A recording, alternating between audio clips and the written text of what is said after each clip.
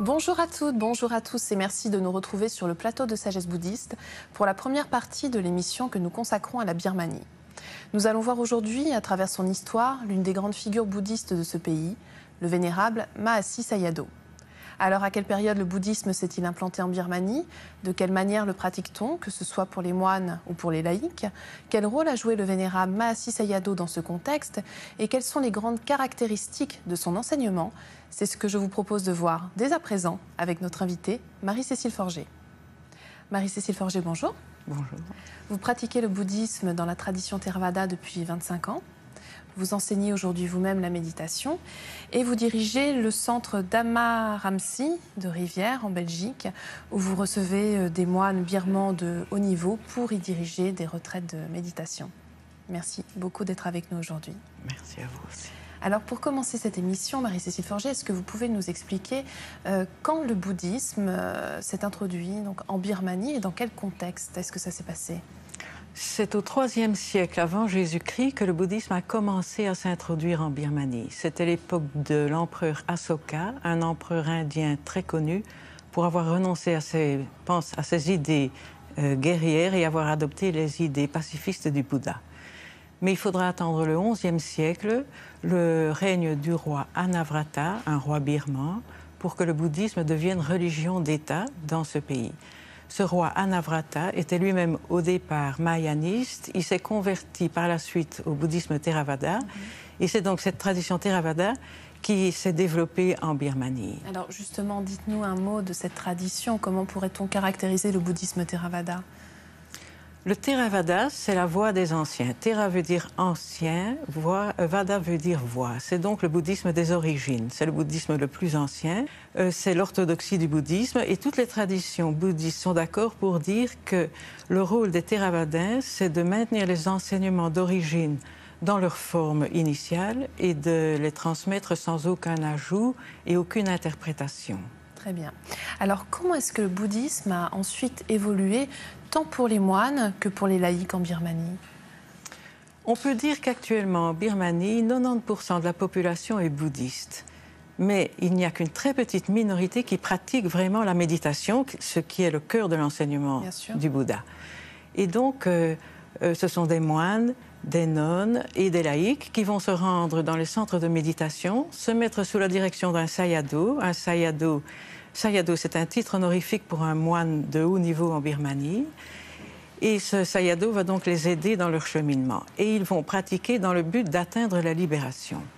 Il y a une autre catégorie de bouddhistes en Birmanie qui, eux, se consacrent à l'étude théorique et à l'étude du Pali. Et enfin, il y a une troisième catégorie de bouddhistes, et c'est la plus nombreuse, c'est le gros de la population, qui considèrent qu'ils ne sont pas dans les conditions pour pratiquer la méditation et donc ils ne vont pas tout lâcher, ils vont plutôt développer les vertus, c'est-à-dire des actions positives qui vont générer du bon karma pour pouvoir eux aussi atteindre la libération.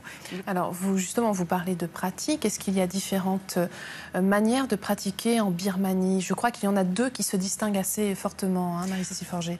Oui. Dans le Theravada, donc, on reconnaît deux familles de méditation. La méditation est cruciale. C'est Samatha ou Vipassana. Samatha, c'est la méditation ou les méditations qui mènent à la concentration. La méthode consiste à se concentrer sur un seul objet. Vipassana, c'est la méditation qui mène à la libération par la compréhension correcte du fonctionnement du corps et de l'esprit.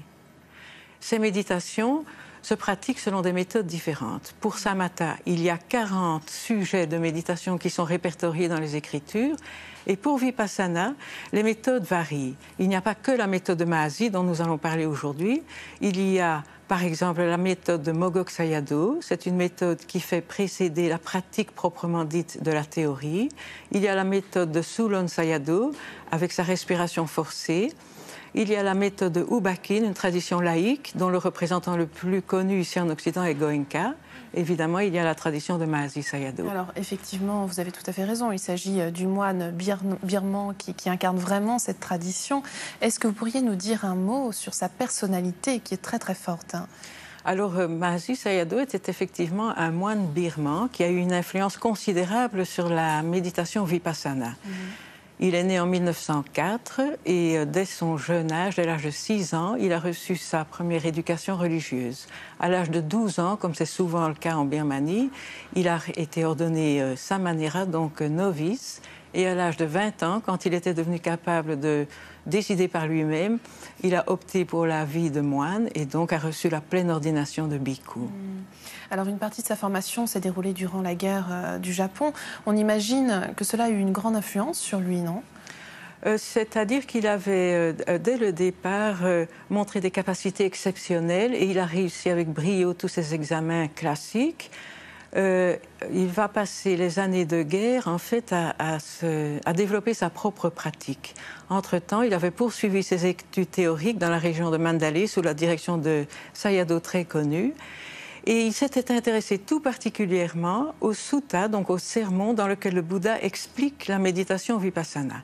Il l'a étudié à fond, ce qui l'a amené tout naturellement à se lancer lui-même dans cette pratique. Et il l'a fait sous la guidance de Mingun Sayadaw, un Sayadaw très réputé de Haute-Birmanie également. Alors, après cette période de formation, quelles ont été les grandes étapes de sa vie ? Car il a eu une vie très très riche. Oui, à l'âge de 45 ans, le premier ministre de Birmanie, U Nu, lui a demandé de s'installer à Yangon pour diriger le centre Sasanayekta et y enseigner non seulement la méditation, mais également les écritures.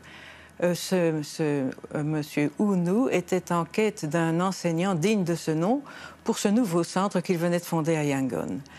Et Mahasi Sayadaw a accepté. Il est resté 29 ans dans ce centre. C'est le centre mère de la tradition Mahasi à Yangon. Actuellement, on peut carrément dire que c'est un petit village dans la ville, tellement il y a du monde dans ce centre. Oui. Mais alors justement, de quelle manière enseignait-il la méditation ? Puisqu'en fait, c'était vraiment un enseignement très particulier qui lui était propre. Alors, il enseignait évidemment la méditation vipassana. Et vipassana, c'est un mot pali qui veut dire voir de diverses façons. Passana, contempler, voir, vi, de diverses façons. Le méditant vipassana va observer de façon objective et précise tous les processus physiques et mentaux qui le constituent dans le but de comprendre comment cela fonctionne réellement. Il va développer dans un premier temps son attention et sa concentration qui vont atteindre un très haut niveau et il verra à un moment que les processus qu'il observe ne durent pas. Ils durent un instant, ils disparaissent l'instant d'après, un nouveau apparaît qui disparaît à son tour et ainsi de suite.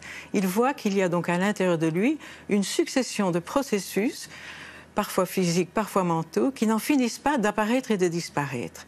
Il va voir également qu'il n'y a aucune possibilité de contrôle. Ces choses se passent d'elles-mêmes, se produisent d'elles-mêmes. Ce ne sont jamais que des mécanismes de l'esprit et de la matière qui fonctionnent en interaction.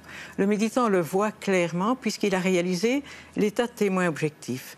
Voyant qu'ils sont extrêmement transitoires et qu'ils sont incontrôlables, pour la bonne raison qu'il n'y a personne à l'intérieur qui les gouverne, il comprend que ce n'est pas la peine de s'y attacher. Ainsi, petit à petit et très progressivement, ce méditant va lâcher prise. Il va se détacher de tous ces processus jusqu'au jour où le détachement sera parfait et il atteindra la libération. Donc c'est ce que nous enseigne le vénérable Mahasi Sayadaw, c'est la méditation vipassana. Le vénérable Mahasi Sayadaw l'enseigne selon sa méthode à lui. Oui, en 2 mots, est-ce que vous pouvez nous expliquer ce à quoi elle renvoie ? Dans la méthode de Mahasi Sayadaw, on pratique l'intensif, c'est-à-dire que cette méditation vipassana peut s'enseigner de façon très naturelle au quotidien. C'est souvent le cas en Thaïlande. Mais ici, la méthode de Mahasi Sayadaw préconise les retraites intensives. Ce sont des contextes tout à fait artificiels qui sont créés pour que le méditant puisse développer très rapidement l'attention, la concentration et la sagesse et arriver à cette vision vipassana. Alors, ça, on le voit notamment au travers des retraites qui sont organisées, je crois, pour pratiquer cette méditation vipassana. Est-ce que vous pouvez nous en dire un petit mot ? Oui, le méditant donc, qui a opté pour la méthode de Mahasi Sayadaw va se rendre dans un centre Mahasi et là, il va, il ne devra rien faire si ce n'est développer son attention. Tout est prévu pour cela. Il y a une équipe de bénévoles qui vont assurer toute l'intendance. Les distractions sont réduites au maximum. Ce méditant va recevoir chaque jour un enseignement théorique qui va lui permettre de situer correctement son expérience. Et tous les 2 jours, il y aura entretien avec le maître de méditation. Le maître de méditation, c'est un sayadaw formé spécialement pour cela, dont le rôle consiste uniquement à donner les instructions à l'élève et à s'assurer qu'il les met correctement en application. De cette façon, l'élève pourra expérimenter par lui-même. Ceci est tout à fait crucial dans le bouddhisme. Le bouddhisme n'est pas une religion au sens habituel de ce terme. Ça doit être une expérience. Il faut que le méditant réalise par lui-même et puisse vérifier par lui-même la véracité des enseignements du Bouddha. Sinon, ce n'est pas le bouddhisme. Est-ce que vous pouvez nous dire quel a été l'impact de l'enseignement de Mahasi Sayadaw, non seulement en Birmanie, mais dans le monde entier? Alors tout d'abord, il faut savoir qu'à l'époque de Mahasi Sayadaw, le bouddhisme théravadin était un petit peu exagérément focalisé sur la discipline et sur l'étude théorique. On ne parlait pas beaucoup de vipassana, on pratiquait surtout samatha. On ne parlait pas non plus de libération dans cette vie même, ce qui est le cœur de l'enseignement du Bouddha. C'est pour ça qu'on pratique cette méditation. Et donc, il était indispensable de redonner à Vipassana la place centrale qui est la sienne dans le bouddhisme théravadin, en tout cas. Et donc, c'est ce qu'a fait Mahasi Sayadaw, c'est son plus gros apport, évidemment. Il a également rendu cette méditation accessible au grand public. Oui, c'était très important. Très important. Et donc, on peut dire que sous son influence, il y a beaucoup de centres Vipassana qui se sont ouverts en Birmanie, ce qui n'était pas le cas avant, et dans les pays voisins comme la Thaïlande, le Sri Lanka, l'Indonésie. Et donc, ceci était bien sûr très bénéfique non seulement pour les moines, les nonnes, mais aussi pour les laïcs. Et donc, on peut dire que, et beaucoup pensent que Mahasi Sayadaw est un des tout grands maîtres de méditation de ce siècle. Alors, pour terminer cette émission, on a le sentiment, en vous écoutant, que le bouddhisme est très vivant en Birmanie. Est-ce que c'est aussi votre point de vue? Oui, je crois qu'on peut dire que la Birmanie est actuellement un des pays où le bouddhisme est le plus ancré et le plus vivant. Il y a énormément de vestiges de toute cette période très bouddhiste du passé. À Rangoon même, on peut voir qu'il y a énormément de stupas, de pagodes, de temples, tous plus beaux les uns que les autres. Il y a aussi beaucoup de monastères avec un très grand nombre de moines, de nonnes qui y séjournent, soit pour étudier, soit pour pratiquer la méditation. Tout cela est extrêmement vivant. Et il y a aussi beaucoup de centres de méditation où se rendent donc les méditants, ceux qui voudraient faire des retraites de longue durée, dans toutes les traditions. Et ces centres de méditation sont largement ouverts sur le monde extérieur avec des dizaines de visiteurs tous les jours qui viennent soutenir la pratique des méditants en offrant par exemple le repas. C'est très impressionnant à voir. Très bien. Je vous remercie infiniment, Marie-Cécile Forget, et on se retrouve donc la semaine prochaine pour la suite de cette émission. Merci à vous aussi. Et si vous souhaitez en savoir plus, voici quelques ouvrages que nous vous proposons. Tout d'abord, Lumière du Bouddha d'Olivier Germain-Thomas et Christophe Boisvieux aux éditions de l'Audi. Cet ouvrage propose à travers de magnifiques photographies un voyage à travers les différentes cultures que le bouddhisme a marquées de son empreinte, comme l'Inde, le Sud-Est asiatique, la Chine ou encore la Corée et le Japon. Dharma vivant de Jack Canfield aux éditions Vive et Soleil.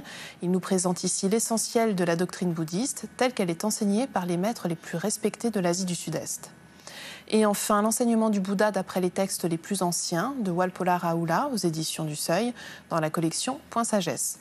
Un exposé accessible à tous des principes fondamentaux de la doctrine bouddhique tels qu'on les trouve dans les écrits les plus anciens. C'est la fin de notre émission. Vous pouvez la revoir pendant toute une semaine sur le site internet de France 2 en consultant plus.fr, rubrique France 2. Merci à tous de votre fidélité. Je vous souhaite une merveilleuse journée.